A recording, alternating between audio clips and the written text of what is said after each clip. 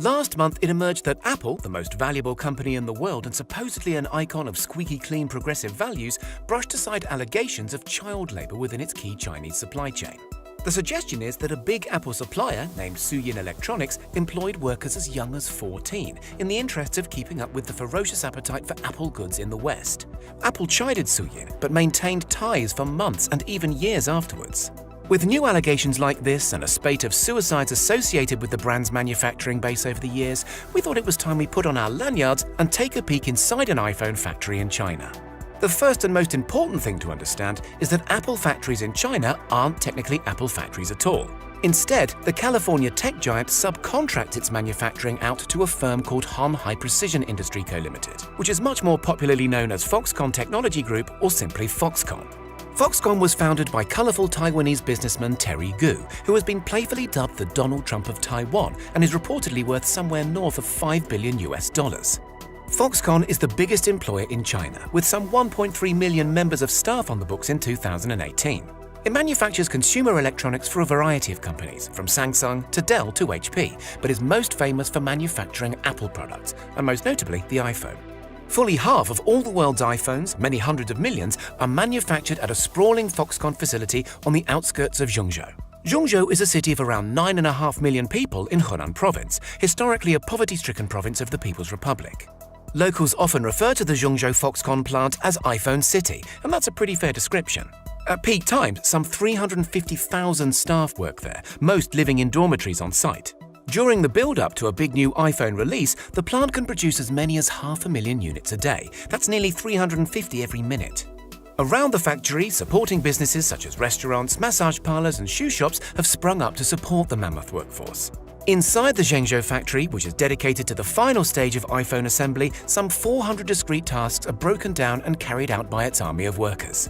Most employees will perform one task repeatedly over and over again, day after day. This could be as interesting as soldering or as dull as fitting a single screw into the back of the devices, again and again and again. So how do they recruit? Back in 2017, a student at NYU called Dejian Zeng went undercover for 6 months at the Zhengzhou plant to investigate the labor situation. According to Zeng's report, all he had to do to get hired was join a queue of eager applicants outside the factory. Zeng was asked for his identification and retired to recite the English alphabet as it was in common use in the factory. Then he was in. Zeng worked on an assembly line with around 200 other recruits, monotonously assembling many hundreds of devices per shift. He said the work was boring and tiring, but didn't report any specific abuses across the grueling 6-day week, aside from a supervisor yelling every now and then. His main complaint was that the overtime was presented as voluntary, but was very clearly mandatory on pain of being fired.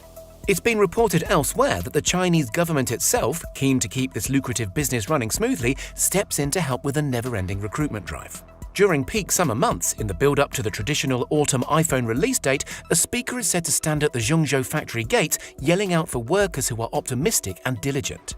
Hunan province even reportedly sets quotas for the numbers of workers that villages and cities should provide to keep the factory ticking over efficiently and effectively. The gender balance on the factory floor is said to be roughly equal, and the typical age of a factory worker is between 18 and 25, though interns are frequently as young as 16. And while underage workers have been found in Apple's supply chain, nearly a dozen 15-year-old children were discovered to be working across 3 factories according to one report, there are no reports that Foxconn's Zhengzhou facility was directly involved. Worker conditions in Zhengzhou, while not as brutal as sweatshops, do seem extraordinary to Western eyes. Factory workers stay close by the plant in dorm buildings up to 12 stories high, with 8 workers sharing a room, sometimes with only 1 bathroom per floor shared by as many as 200 people.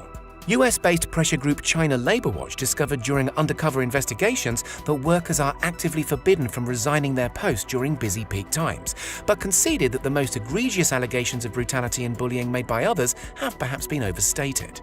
One worker, whose role was wiping special polish onto the LCD screens, said she handled around 1,700 iPhones a day and that it was mundane work, but also that there were worse things to endure in life than monotony. However, the grind of working 6 straight days, only seeing family on Sunday if they happen to live locally, clearly takes its toll. The most common complaint about working at Foxconn in Zhengzhou is boredom. When NY student Zeng spent those 6 weeks on the production line, he said he quickly grew to hate it. Real workers, speaking anonymously, have claimed a high turnover of staff. After a year, people get bored or disinterested, claimed one. When that happens, they leave.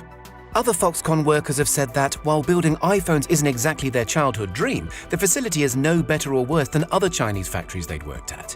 Of course, there is a much darker side to the allegations leveled at Apple. Although not directly related to the assembly plant in Zhengzhou, it has been reported that Apple products have been made using forced Uyghur labor, an ethnic minority in China who endure horrific working conditions and even wage theft by unscrupulous overseers. According to the New York Times, lawmakers in the United States have proposed legislation designed to curb American companies' ability to use forced Uyghur labor. Apple, it is said, set out to weaken the bill. Although Apple, for its part, says it did not lobby against the legislation, but instead had, as the company puts it, constructive discussions with the relevant congressional staff.